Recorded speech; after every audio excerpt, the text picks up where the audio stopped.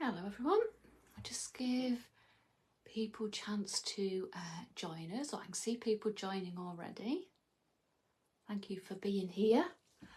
Oh yeah, numbers are clicking up. Just clicking around and sorting out my technology here, so just bear with me for a couple of minutes. Oh, I've got Alice. Hello Alison. Hello Kim, Jackie, Holly, Alice and Faye. Nice to see you all. Oh, Katie's just joined. Thank you, everybody. Oh, Crafting Carol. Hello, Crafting Carol. And Lisa. Thanks, everyone. Thank you for being here. Now, I am going to get started. I know people are still clicking in and joining the group. So, hello, welcome. Thank you for being here. Thank you all as well for your really wonderful positive response to my launch New Designs last week. So after that launch, which did go on for quite a while, we had a few questions about certain techniques that I've been using. So I thought it would be a useful follow-up to do some really short 10-minute technique lives. Now, after I've done those lives, they will be saved in the guide under my name. So on Paper Artsy People, at the top, the banner, if you look on guides, under the guide, all the designers are listed there, and everything I've done, my videos and things, they will all be linked there. So it's a really easy way for you to find your way to things. And I wanted to do techniques like in 10 minutes because sometimes you just need a refresher, a little reminder, and you don't want to have to scroll through a whole long kind of 2-hour class or an hour live, or you just want to go to that technique. So I'm going to try and be really punctual with myself and stick to my 10-minute limit. Now, a few questions came up during the live last week. Oh, was that only last week? Wow. And so this is what I'm planning. So today I'm going to do some alcohol inks through the stencils on the gel press. It's not a new technique, it's been around for ages, lots of people do it. This is my kind of take on it, and it's one of my go-to techniques that I use all of the time. So I need my glasses on for this bit. So the other things that came up, so the next sort of few 10-minute ones, I thought we could do making some backgrounds with infusions and the stencils, so my kind of take on that. Painting images in my very loose kind of way with the matins, because I found those really easy to use to colour images, and we had a few questions about that on the last live. I love making overlays with graphics Duralar, and especially with infusions. It's a really, really nice technique. So I think we'll do something with that one week, and then also colouring in images with infusions, just a different way of using infusions, a different look to images. So today I'm using my gel press. I've got a couple of my stencils and alcohol inks. I've got my brayer ready, and I'm using the snowflake to lift the designs off the gel plate. Now I'm going to turn the camera around, so just bear with me for a minute. There's going to be a little bit of twisting around. I'm going to try and get my lighting right so that you can see everything. And when I turn my camera around, you'll see I've actually got 3 gel plates to set up ready. This because I'm a bit greedy, actually, because there's a little bit of drying time, so it's handy to have one in progress while one is drying. Okay, so I'm going to turn my camera around, so just bear with me for a moment.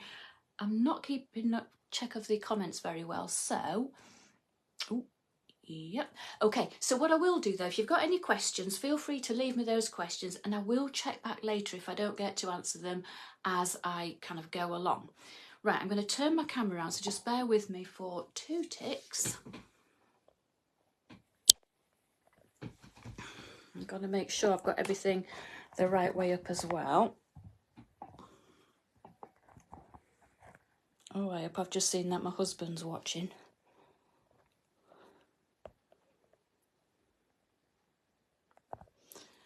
Okay, so you'll see I've got a few things set up here ready. Now, just to show you, So these are some of the backgrounds I kind of shared last week. These have all been done with alcohol inks on the gel press. And then today, this is what happens. You'll know this feeling when you go and you're supposed to be doing something in your craft room. I was supposed to be setting up for tonight, and straight away I got distracted. So this is one that I did this morning. Now the interesting thing, when you use alcohol ink, it's always left behind on your stencil, so you always get follow-on prints. The first one is always quite a strong defined print. Then I've done a second print picking up some alcohol. It gets a little bit more wishy-washy. And then the third one is even more kind of wishy-washy. And I could keep going and do more. And sometimes I do. Let me just move those out of the way. Then we can have a look at what's on the gel plate. And just to show you though, before I get the alcohol inks out. So here's one. Now you can see the print in the background here. So this is how I would then use those prints. I use those as backgrounds. They're sometimes quite patterned, and then put something a little bit plainer on the top. Now this one here, I have already put some alcohol ink on so that it can be dry. There's a little bit of drying time, not a lot because alcohol dries fairly fast. But just so that we're not kind of waiting around, literally waiting for things to dry, let me just move that over a little bit better in sight. Now, alcohol ink will ultimately mark your gel plate. So this one you can see is gone quite yellow. The one under here is actually quite red. Don't forget, I've used mine with a lot of people. I've demoed at shows with them. I've used them in classes. So yeah, over time they do start to discolour. However, the more you use them, the better they print. They're just nicely seasoned.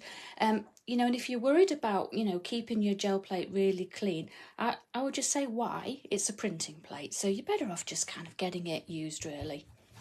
Now, as soon as you put a stencil on your plate, it holds it in place. It really grips it. I'm going to use... So I've got a Gumball, Dijon and Aqua. So I've got 3 there. I wouldn't overthink the colours. Sometimes I literally just grab the nearest one. But actually, just to show you here what I've got your standard kind of colour triangle. So I've got my kind of red group, the yellow group, and then the blue group. That's a standard triangle colour. It doesn't matter though, you can use anything. If things are going a little bit wrong for you when you do this technique, almost certainly it's because you're putting too much alcohol ink on. So gentle as you do it. Now, when you start to put the alcohol ink on here, I'm not trying to fill in every open petal.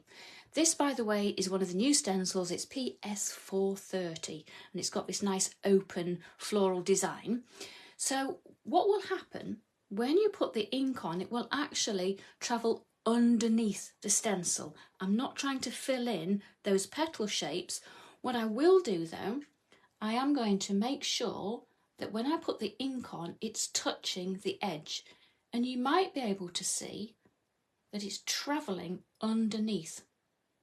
So you see I'm not filling the whole shape, but the ink is travelling underneath that stencil. And you might be wondering, because alcohol ink kind of sticks to everything, will it stick to your stencil and mark it? Yes, it will.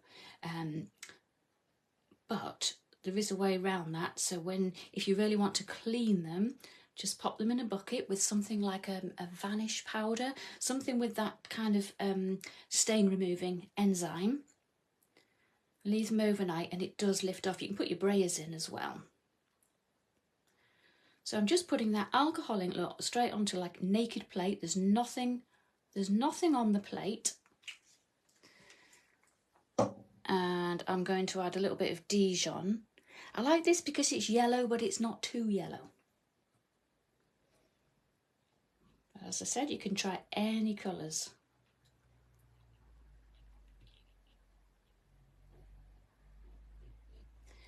And and, you know, don't overthink it. It's flooding out underneath the stencil anyway. Sometimes what I like to do is put the lid on and just give it a little push. And that just helps that ink travel underneath. And then I'll just add a little bit of, which is the aqua.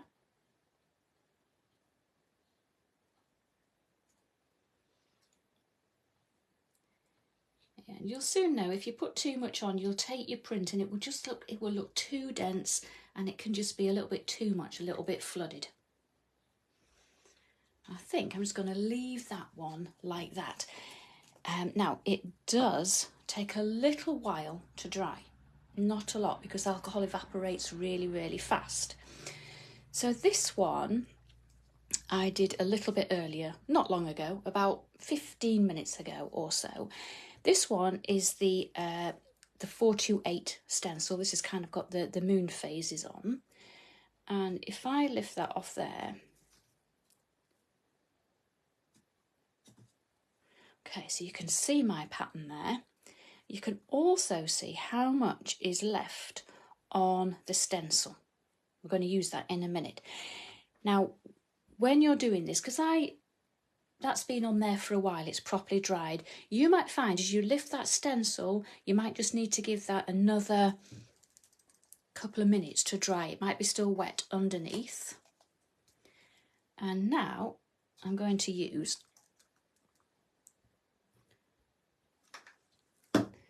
this is the snowflake. You can use any colour, by the way, to lift. You can try, you can experiment with things. This layer needs to be really thin. If it's too thick, all you do is lift off the top layer of paint, and that's a bit disappointing. So just off camera there, what I'm doing, I'm just brayering that off.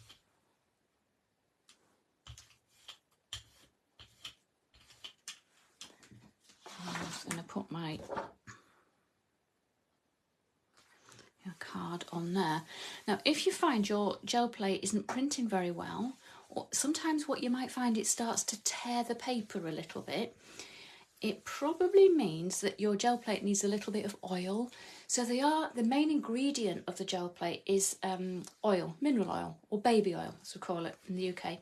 And if you put plenty on overnight, literally leave it swimming in oil, you'll find in the morning it's absorbed all of that oil in, and then it's much happier to release whatever you've put on the top. Now you can see, look, it's removing pretty much everything off my plate.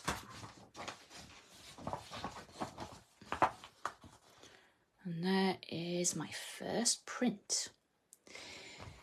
So what I'm going to do, I'm just going to change gel plates just because that one's gone very red. And I think it might be useful. You can see how this one has started to stain a little bit. Now, to get the alcohol off here onto my plate, I need more alcohol to remove the alcohol. So I'm going to use a pale colour. Again, you can try anything. I generally go to like a pale colour for this, but it's up to you. And then just brayer it. You can experiment with all those kind of different combinations of what you put underneath, what colour you use for alcohol, the colour that you lift it off with. And now I'm going to turn this one over onto here and just give that a minute to transfer.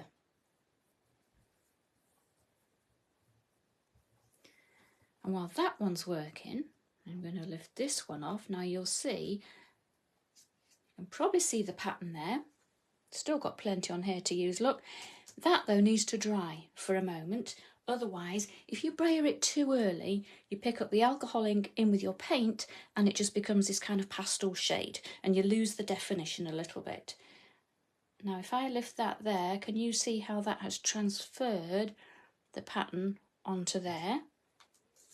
And again, that one needs to dry. It doesn't take long. Remember, alcohol is evaporating really, really fast. But there's plenty on here, look, still to use. Plenty on that one. And there's still, even though I've transferred it onto here, there is still plenty to use there. Now, just while I'm giving those just a couple of minutes to dry, I've already gone over my 10-minute deadline. So James from Stampers Grove, you were right. James said, good luck with keeping to 10 minutes. He was right. Now, one thing I did do on this one, just go back to this here, with the definition of the flowers. So that's from this stencil here. Just to bring out a little bit of the definition back, I painted over the top with some matte inks and just layered it over the top and just pulled out the definition there on those florals. So I'm still experimenting with these matte inks to see kind of what they do and how they work for me. Right, I'm going to leave the moon one to dry for still a moment. And now this one. Normally I would leave that a tiny bit longer. But watching paint dry on video is very dull. So I'm just going to risk it here.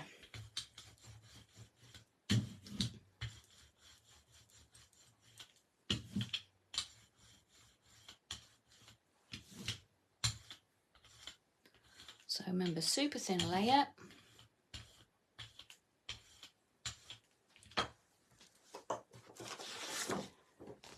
And let's take a print there.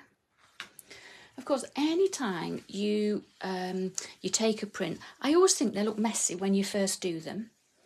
Sometimes you pull a print and you think, well, that's a mess.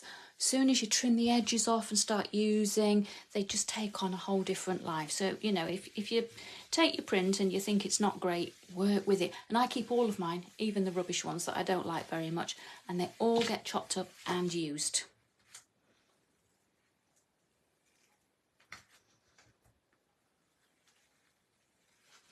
So that's coming off there pretty nicely. So there we have, look, that's a nice print, nice and clear. So if yours is coming off looking a little bit muddy, or if the colours are a bit too strong, don't flood it. Don't flood it. I think we're all naturally a bit heavy-handed as adults, so just be gentle, put less on. Remember, it's flooding underneath where you can't see. And this is the second print from the moon stencil.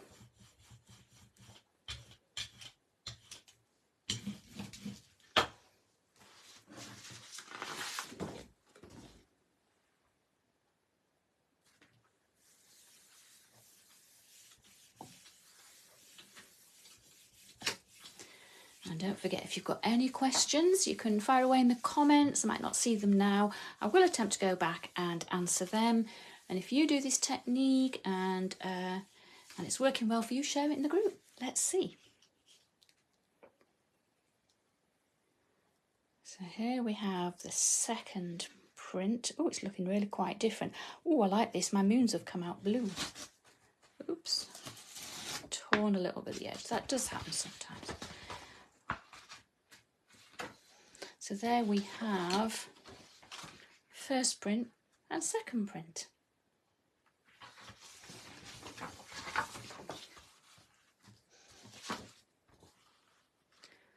So I'm going to leave it there. I said I would do 10 minutes. I've done 20. Oh, massive fail. Right.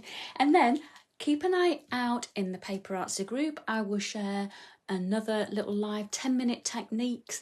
Anything you want to see, leave me a comment. I'll do my best to follow it up. And remember, this is just my way of doing things. Everybody's got their own way of doing things. Thank you all so much for joining me, and I hope to see you again soon. Check it out in the guide, don't forget, at the top of the Paper Artsy group. It will be pinned there, so you can always go back and check it again. Right, thank you all so much, everybody. See you next time.